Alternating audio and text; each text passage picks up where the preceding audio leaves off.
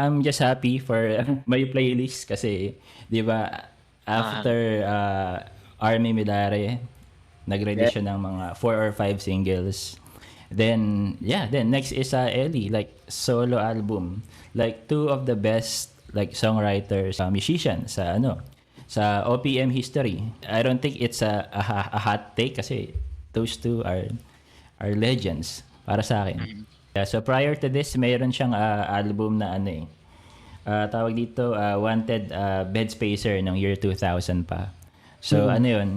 So solo album siya pero hindi niya kiniklaim na na official solo album yung Wanted Bed Spacer. Napakinggan ko rin yun. Kaya lang parang tulad nga ng sabi niya, nasa studio lang siya experimenting for sounds. Tsaka yun, marami din siyang kakolab doon, I believe.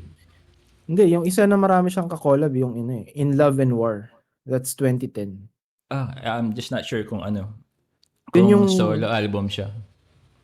hindi siya solo album. Marami din Mm. siyang kakolab dito sa paano So, nito. nostalgic eto, yung boses ni ano 'no, ni oo. ni Ellie 'no? Mm. May pinakinggan ako, sorry, title is Kontrabando. Ganda ng intro. Ayan nga yung favorite track ko. So, As Ah, parang sinuggest niya actually, yung sinuggest ng YouTube Music. Yun yung mm. muna kong pakinggan. Paano ko ba ma-explain? Kasi yung mga sounds na mapapakinggan nyo dito, parang combination siya ng like different versions of Eddie Buendia. May parang Mhm, version na nasa Carbon Stereoxide album, may version na parang nasa Octave siya, may version na parang nasa Pupil, and then may ibang mm. songs na parang nasa Eheads Day siya. So, at some point, hindi siya coherent. Kasi when we talk about an album, dapat collection of songs na parang somehow, parang In one hindi naman theme or one. magkakatundog. Yeah, Para yeah, in yeah, one yeah. team, di ba? Tanong ko sa inyo, dapat ba coherent ba yung mga tracks? So, sa akin, it doesn't matter. Siguro, exception lang siguro yung sa MCR, di ba? Talagang solid yung team nun. Pero, for me, hindi siya necessary na dapat, Yeah, coherent. sa akin din. Not necessarily especially for me, ano rin ako. Marami rin ako napapakinggan na na mga music artists, bands and all of that. No, for any album, you can basically do what you want. Uh, ang mhm, magiging I think ang nagiging ano lang naman nila diyan is yung placement ng mga tracks. Kung paano yung magiging transition from one track to another pag Mm. pag pinakinggan mo sila ng sunod-sunod.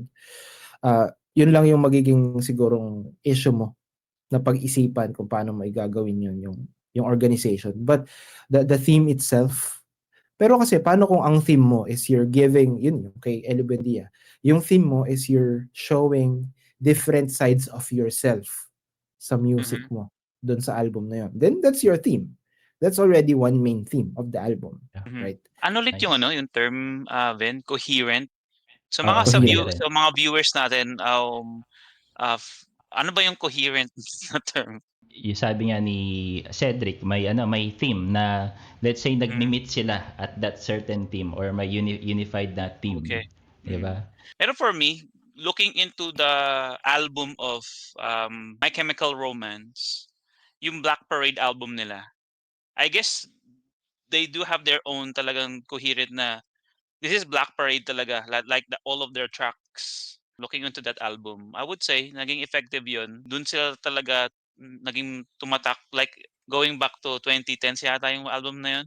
Ang cohesion kasi or coherency is Mhm, parang consistency, parang ano, kaya nga cohesion or cohesive, mhm, yung mhm, pagkakadikit-dikit ng mga bagay-bagay.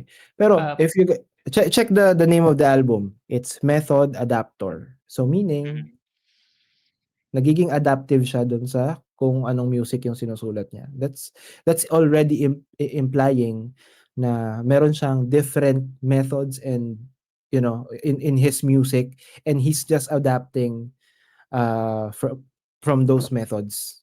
That's already like that already shows the coherence and the theme of the album. mhm. parang may iba-ibang ways yung artist to show Yeah. that cohesion. Katulad nga sabi mo sa MCR, 'di ba? Solid, 'di ba? Parang lahat panghatak impyerno, 'di ba? So just kidding. Pero I mean, Hindi it's naman dark. kasi yung Hindi naman. Disenchanted and Cancer right. Natawa lang ako sa sinabi ko. Well, Ako din. Siguro yung ano, Nagulat ako yung dun, mga nagulat ako sa parang ang yun galing din. ng description mo dun. Mm. Yeah, but that's just a stereotype na nabanggit ko. But yeah, tama na si Seth, hindi naman lahat ng tracks doon. So yeah, so back to Ellie, yun nga, sabi ni Seth about method adapter, like different flavors of Eddie Buendia here. Kasi may parang nagkaroon ng like intimate na press con bago ni-release yung album. Sabi niya kasi dumaan siya into a mild writer's block. Kaya siguro ilang taon siyang walang follow-up na album or mga na collection ng kanta, I mean.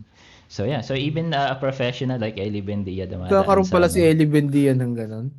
Hindi Oo, ko alam yun, 'di ba? Writer's Pero block.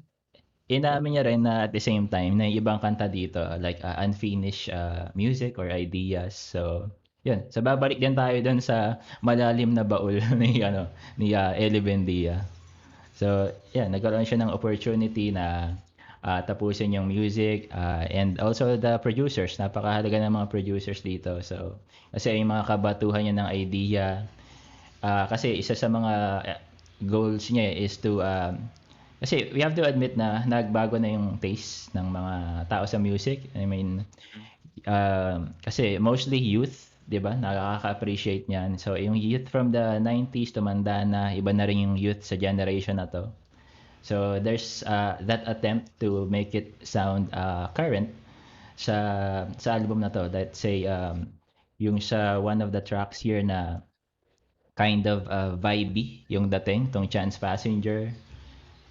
So, I'm not sure if notice nyo rin yun sa ibang mga artists today na kind of vibey yung mga kanta nila, di mo maintindihan yung lyrics pero yung sound, di ba? Like, parang may pagka-relaxing na Hindi. na, Kung ano yan, kung hindi love song yan, wala yan sa mga tao eh. yeah.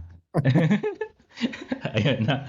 So, ayun talagang medyo touchy kami pagdating sa mga bands na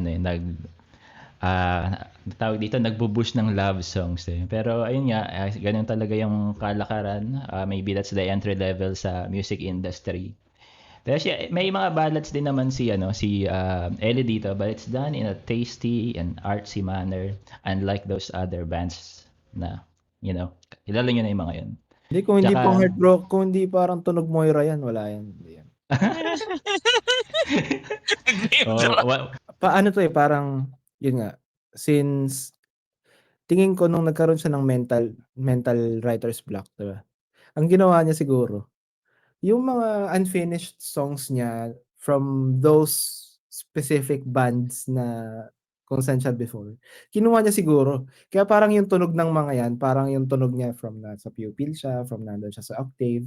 Siguro yung mga kanta na yon is dapat specific ginawa niya doon sa banda na yon. Kasi pag sumusulat yan sila ng kanta, sinusulat nila yan na nasa isip nila, etong kanta na to, fit to sa band ko na to. Para to maganda yung tugtog na to para sa banda namin na to. Yun yung nasa isip niyan kung paano nila tutugtugin as a band. So baka ang ginawa ni Ellie dito is okay, marami man akong mahuhugot dito. Ito kanta ko to nung ginagawa ko nung nasa pupil ako. So yun yung naging process niya siguro.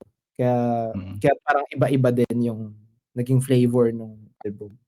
Yeah, it's interesting Seth, kasi alam mo di mo napanood yung press con, but you pulled the right words there. Kaya nga siya method adapter. Kasi nung nagka-writer's block siya, that's like the method that he did. So, yun. Right, Di ba? Wow. Yeah, that's, classmate ko to, si Ellie Buendia. Classmate ko to. Yeah, kasi I'm fan of Beatles itong Faithful song. So, ito yung ballad na sabihin nilang mala John Lennon or McCartney. Wala ba yung sinabi dyan yung malaya ka na, mga ganun? Lyrics.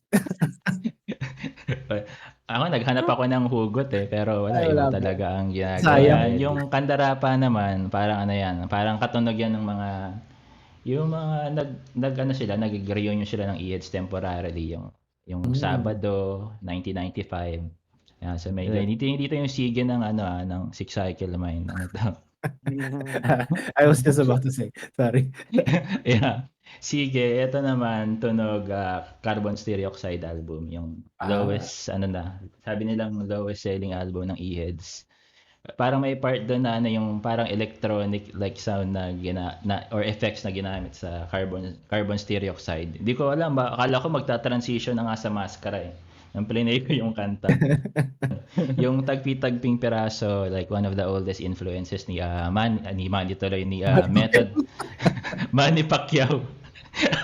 Kasi ayun yung last topic ko eh, si Manny Pacquiao. Pero ang influence na naalala ko is yung The Cure, like from the 80s. New Wave, I think. New Wave, I hope I can also make a topic about that era.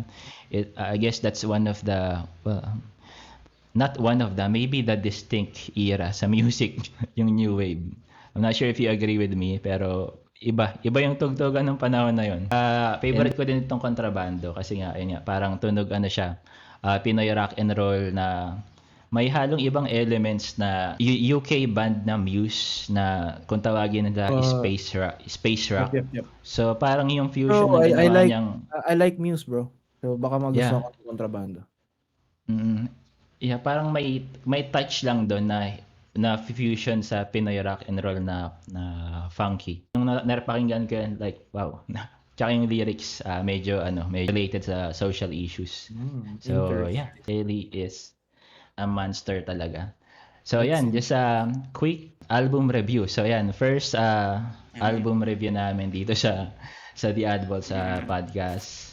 So gusto ko rin sana gawan yung kay Army, kaya lang Kay bebe mo. magiging bias ako masyado kay Army. Kay bebe mo. That's the maiden that we have to protect, si Bro. Army Millar. You should have seen her in person. Kung mahiyain ka, mas mahiyain pa siya kaysa sa'yo. Right. So yeah, so from Army, like to another ladies, well, they're no longer babies. So I just wanna quickly give them some flowers here kasi ito nga yung Beanie, nanalo sila sa MTV EMA. I know it's voting, nadala siguro ng fan base ng mga May blues pride sa tayo eh. MTV. Yeah. And yes, I do listen to Beanie. So yeah, just a quick history here. I started listening to them nung training ko, like to my current job. So it was hellish kind of training. So I needed some kind of like that dopamine booster na song. So yun yan. Pagana pakiramdam. Yeah, I ran into this I Feel Good song. Sa literal na title is I Feel Good, and yeah. So nagustuhan ko yung yung introduction ko into that genre na bubblegum pop, and yeah, that's where it started. And maybe gawin ko ng ng content din yan. And yeah, Ayan. gusto ko sabihin kasi may may concert sila sa November 16. So Bulacan ba yan? hindi, sa Araneta, 3-day concert, Araneta. 16, Wow. 17, 18 yata. So sold out na siya yung 3 days na yon. So talagang na-milk ng ABS-CBN management yung popularity nila. So yeah, sana di mo na maumay yung mga fans sa kanila kasi di ako Manonood nakabili ka? ng ticket. Hindi, sayang. Hindi, So, ano yan? May magre-record niyan tapos ilalagay sa YouTube. May live stream pala. Pero yeah, I just wanna quickly let you know about other concert and their recent achievement as well. So yan, usapan Alright, na to pop music, then pop rock. Yan. On that note, yan, nag-plug na si Alvin ng ng minamanage niya na Beanie. Oo. So,